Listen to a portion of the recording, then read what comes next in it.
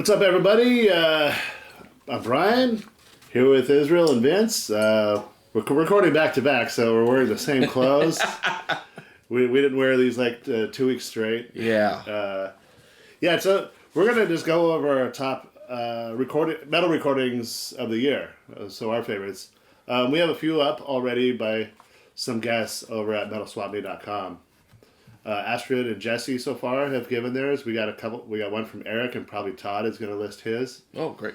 So, let's get into it. Who wants to go first? I can go first. Okay. Yeah. Sorry. So, unfortunately, I didn't get a lot of albums to listen to this year for one reason or another. Some of the few that I actually caught on. So I don't have a top 10 quite. Mm-hmm. But there was some stuff that really stood out. Starting off with Gaera, Portuguese band, black metal with tinges of kind of like doom. The album was Mirage, really outstanding black metal album. It's one of those kind of bands that are a little bit of a mid-pace, but they do add a lot of melody, especially to the leads that they do. I was really surprised with this band. I believe it's only like their second or third album that they put out. And they just played a couple of dates in Mexico with Watain. So really great black metal band Gaera from Portugal. That's where they're from? Yep. They wear masks, so it's kind of a weird... I mean, I guess all black metal bands are wearing masks now. Yeah, I guess it's because the paint thing is, I don't know, limiting or something? Yeah, I guess so. So they wear these kind of hoods over their faces. Really great black metal band. Check it out.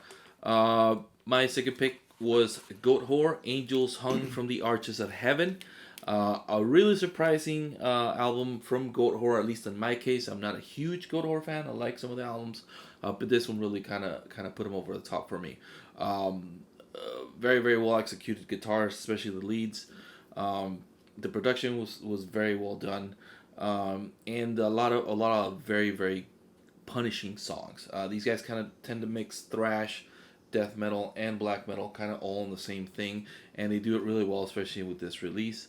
Really happy to have these guys who've been around for 25 years, from what I recall, to have an album that kind of hits you pretty hard, especially from the beginning. They go straight for the throat on the first song. It goes hard. Immolation, gotta represent. Acts of God. Really enjoyed this album, traditional, Immolation fashion, the chaotic riffing from Rob Vina, which is really well complemented by Alex Books, handling the rhythm duties and some of the leads as well. Got to see him a couple of weeks ago with Cannibal Corpse at the Observatory, and they were just phenomenal. It's not quite as good as the previous album, Atonement, but I really did enjoy this one. So pick it up, Immolation, Acts of God. I felt the same about the Immolation album. I thought it was good, but not as memorable as the previous album. Very true. I really dug it, but I tend to go still with Atonement as one of the highlights of their career for me. Sticking with the death metal vein, Bloodbath, Survival of the Sickest. Bloodbath, especially nowadays, you're not going to get anything that's super, innovative, Swedish style death metal. They kind of keep doing the same thing over and over again, but they do it really well. And it's one of those albums that really stood out for me this year that I listened to. So Bloodbath, Survival of the Sickest. Riot City. I was gonna say the Bloodbath had a little bit of a Florida kind of feel to it in some songs. Yeah, in my opinion. Okay, yeah, for sure. On this album. Yeah. Along with the Swedish, too.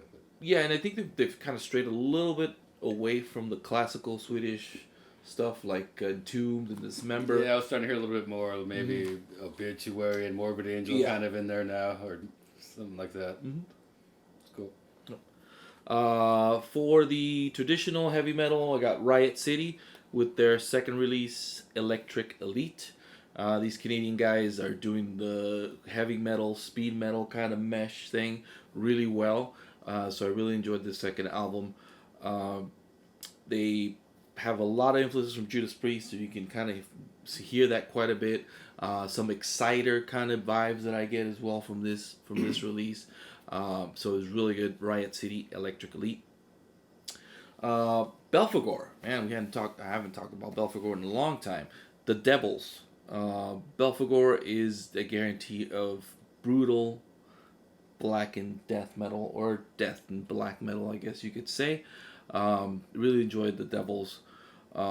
It's one of those albums that kind of sticks out from the last 5-10 years that you guys have doing. This is one of the ones that kind of sticks out for me. Sticking with the black metal theme, Dark Funeral, We Are the Apocalypse, straight brutal black metal. Caught him with the Cannibal Corpse tour with Immolation as well. The coolest thing about Dark Funeral nowadays, Dark Funeral wasn't one of my favorite bands to watch live before, but now every time I've seen them in the last few years, they are on point. Especially playing the new songs, they are absolutely tight. It's one of those bands, black metal bands, that's very tight with their production, very tight with their live setup, and very enjoyable. Drink. And last but not least, Revocation, Nether Heaven. These guys, a 3-piece from the East Coast. Fantastic band. Just 3 guys make it sound like it's 5. Brutal, straight to the neck death metal. And they really put it out with this one, Nether Heaven. And I think they are on Napalm Records. So if you can pick those up, Revocation, probably my top for the year. Yeah, one of newer American bands to look out for, I think, if you haven't heard them. Oh, yeah. They've been doing a lot of... it's one of those bands that's been touring forever, usually in support of bigger death metal bands or thrash metal bands. They're kind of coming onto their own, and I think they did a headlining tour this past year, too. They came through San Diego. One of those bands that's really coming into their own, one of those young American death metal bands that just, blows you away. Yeah, they're getting a big push. Mm-hmm. I'll go through mine real quick. We might have some cross between some of ours, so we didn't talk to each other before this. So my number 10 is the band Dream Unending, and the album is called Song of Salvation, and they're kind of a doom metal band with a lot of psychedelic dreamy, since dreams in the name, dreamy sounding. So think who do I have here? Pink Floyd meeting Tiamat, old Tiamat. Okay. With maybe some David Lynch soundtrack mixed in. Oh wow. So they're pretty cool. My number 9 is Dark Throne, Astral Forces. Oh. What else can you say? I mean, this is a nostalgia pick for me. I don't think it's gonna be an album that blows anybody away, but I always like what they put out. So that's just me. That's number 9. Number 8. Campfire. Wow, they did have an album. They have a new album, yeah. Till Clover's Talkut. But, I've been a Campfire fan for a long time. If you don't know Campfire, they're Viking metal without being this, hurdy-gurdy sing-along crap. They're kind of more of the violent sounding. Mm-hmm. But they do have some atmospheric stuff a little bit. But it's definitely not trying to be prog and not trying to be catchy. It's kind of melodic a little bit. So yeah. But number 7 was Riot City, which he already went over. Yep. Electric Elite. My number 6, Summerlands, Dreamkiller. If you don't know Summerlands, they're kind of sound like a kind of an 80s arena rock band. Think Ozzy and Dokken type of stuff. Catchy, kind of like Dio, except just they're guys from Texas, and it's members of Eternal Champion, and I love Eternal Champion, so yeah, check them out. Number 5, this band called Chat Pile. Chat Pile, and the album is called God's Country, and this is a weird one for me. I don't normally listen to this kind of stuff very much, but it's definitely sitting on the kind of noise, kind of punk side. And their name is interesting because Chat Pile is a pile of debris that comes from mining. And if you've heard of Pitcher, Oklahoma, they had to close down the whole town because of these huge piles of waste rock left from the 50s. because they're all full of toxic metals and killing people. So Jesus. the band is called Chat Pile, and their debut album is God's Country. They had one song called Grimace Smoking Weed. Max Sabbath song. Yeah. Oh. So number 4, the band Night, Voices of the Cronian Moon. I never knew about Night till I saw them at Hell's Heroes this year still. And then I went back and listened to them after seeing them live and been impressed with all their stuff. They're kind of I would say they're kind of like Motorhead meets death metal, death and roll, whatever kind of label you want to put on it. Okay. Pretty catchy, but real creepy kind of serial killer vibe with the vocals. So that was my number 4. Number 3, Autopsy, Morbidity Triumphant. This is kind of revert back to their dirtier sound. Okay. Their last album was very clean and polished sounding. This one's dirty. It's kind of more simplified, less technical. Back to the roots kind of thing. But yeah, I really like it. So that's an Autopsy. That's number 3. Number 2, Devil Master, Ecstasies of Never Ending Night. I saw Devil Master at Psycho Las Vegas this year. They're pretty badass. They're kind of like Midnight, like the band Midnight, but they have keyboards. I think even more catchy, but also have a pretty dark side. So I don't know what you would call that. Kind of like death and roll, but a little more melodic with the keyboards. You don't see that much. My number 1 is this band called Black Braid. Black Braid are a one-man band, and their whole thing is, their whole experience is Native American, because he's a Native American.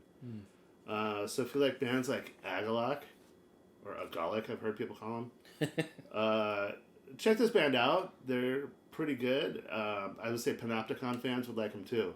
So they hit the like fast black metal, but they also have the kind of serene, beautiful parts. So check it out. If you want to read more about my picks, I'll have them posted on metalswapmeet.com, and you can check them out there. And you can also listen to you can listen to sample tracks there too. Beans. All right. So I'm just going to go in alphabetical order. I don't really have a numbered order. So starting with Autopsy, also the Morbidity Triumphant. It's just back to this dirty, raw death metal, which I always liked about Autopsy. So if you haven't heard it yet, check it out.